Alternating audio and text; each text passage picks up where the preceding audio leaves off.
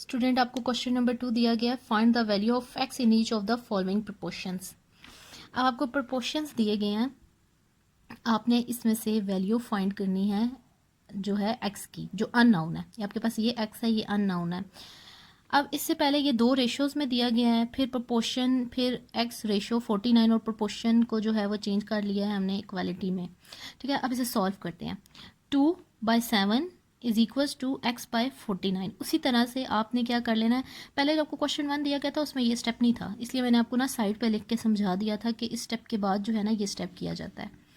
तो 2/7 is equals to X by 49। उसी तरह से हमने क्रॉस मल्टीप्लिकेशन कर लेनी है। अब 2 मल्टीप्लाई 49 और x मल्टीप्लाई बाय 7। अब 7x से मल्टीप्लाई नहीं हो सकता, 7x एज इट इज़, और 49 को जब 2 से मल्टीप्लाई करेंगे तो आपके पास आ जाएगा 98। अब x इज़ अ वेरिएबल, और वेरिएबल के साथ आपके पास जो भी कोएफिशिएंट होगा वो बोथ साइड्स पे क्या हो जाएगा, डिवाइड हो जाएगा। इस साइड पे भी डिवाइड कर लिया 7, और दूसरी साइड पे भी हमने 7 को क्या कर लिया, डिवाइड कर लिया। अब 7 7 से कट गया, 7 1 ज़ा 7, 7 1 ज़ा 7, 2 कैरी आ गया, और 7 4 ज़ा 28। तो आपके पास x की वैल्यू क्या आ गई, 14, जो कि अननोन वेरिएबल था, उसकी वैल्यू आपके पास आ गई है 14। Student question number 4, what is the fourth proportional of 1 3 and 4। अब देखिए 3 प्रोपोर्शनल आपको दिए गए हैं, first proportional, second proportional and third proportional. Fourth proportional आपको नहीं दिया गया, तो वो आपने फाइंड करना है, और उसको फाइंड करने से पहले आपने सपोज कर लेना है कि वो प्रोपोर्शनल क्या है। मैंने सपोज कर लिया, suppose fourth proportional is x. मैं कह रही हूँ जो अननोन है वो एक्स है। अब first proportional, second proportional, third proportional and fourth proportional which is unknown, we suppose it is X. ठीक है, अब प्रोपोर्शन को जो है वो हम इक्वालिटी में चेंज करते हैं। अब देखिए first proportional and last proportional को हमने क्या कर लेना है, प्रोडक्ट ले लेना है इसका, जिस तरह से प्रोडक्ट ऑफ एक्सट्रीम प्रोपोर्शनल। ये फर्स्ट और फोर्थ को क्या कहते हैं हम, एक्सट्रीम, और सेकंड और थर्ड प्रोपोर्शनल को क्या कहा जाता है, मीन्स।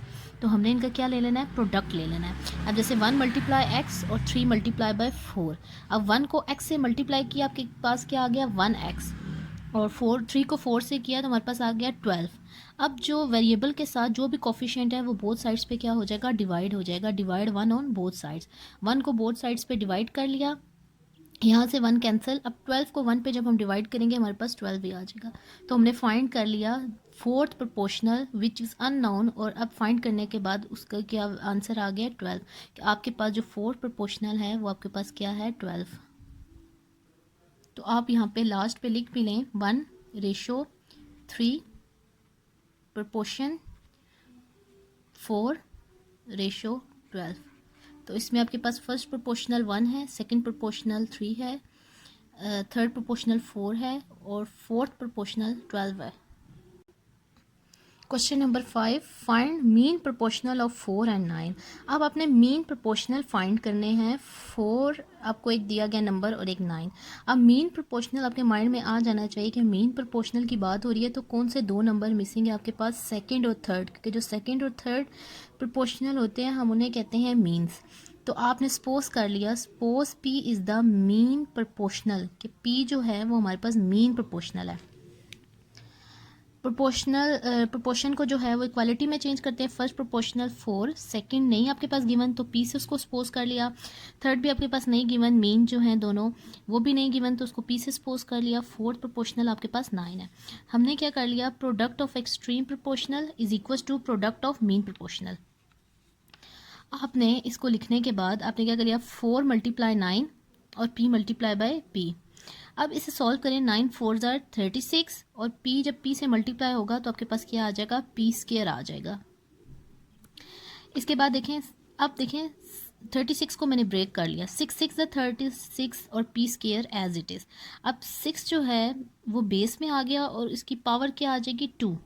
अब p स्क्वायर, अब जब भी हमने स्क्वायर को ख़त्म करना होता है हम बोथ साइड्स पे क्या ले लेते हैं, स्क्वायर रूट ले लेते हैं। मैंने क्या कर लिया, बोथ साइड पे स्क्वायर रूट ले लिया। अब स्क्वायर रूट की जो वैल्यू है, मैं स्क्वायर रूट लिखूं या 1/2 लिखूं, एक ही बात है, क्योंकि स्क्वायर रूट की जो वैल्यू है वो है 1/2। अब मैंने यहाँ पे स्क्वायर रूट की जगह 1/2 लिख लिया, यहाँ पे भी स्क्वायर रूट की जगह 1/2 लिख लिया। अब 2 2 से कैंसिल, यहाँ भी 2 2 से कैंसिल हो जाएगा, आपके पास p जो है वो आ जाएगा 6। मतलब आपके पास जो मीन प्रोपोर्शनल हैं दोनों वो क्या हैं, 6 हैं। Student question number 6, if 150 shirts can be stitched on 6 sewing machines in a day, how many machines are required to stitch 225 shirts in a day?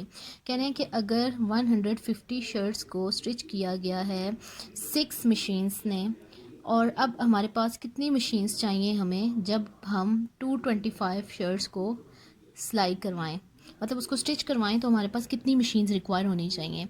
तो अब आप देखें, आपने अब गिवन डाटा को नहीं देखना, आपने देखना है शर्ट्स और मशीन को। आप देखें कि अगर आपके पास मशीन ज़्यादा होंगी तो उसके लिए आपको क्या होगा, शर्ट्स भी ज़्यादा आपको मिल जाएंगी, स्टिच शर्ट्स।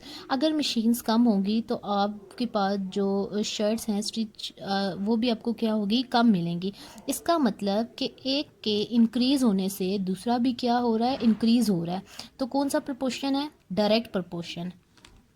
अब देखें आपके पास डायरेक्ट प्रपोर्शन है, डायरेक्ट प्रपोर्शन में दोनों जो एरोज़ होते हैं ना वो अबव जाते हैं। अगर इंक्रीज़ हो रहा होगा ना तो आपके पास दोनों एरो हेड्स जो हैं वो अबव जो है वो डायरेक्शन में जाएंगे। अगर आपके पास डिक्रीज़ हो रहा होगा तो जो एरो हेड होंगे वो जो आपके पास है वो अबव नहीं होंगे, बिलो डायरेक्शन में होंगे। ठीक है, अब देखें इसको आपने कह दिया कि दिस इज़ डायरेक्ट प्रपोर्शन। अब इसको लिखने का क्या मेथड है, आपने इसके हेड से नहीं लिखना। जब भी आप लिखेंगे आप लिखेंगे टेल से, ये टेल है और ये हेड है।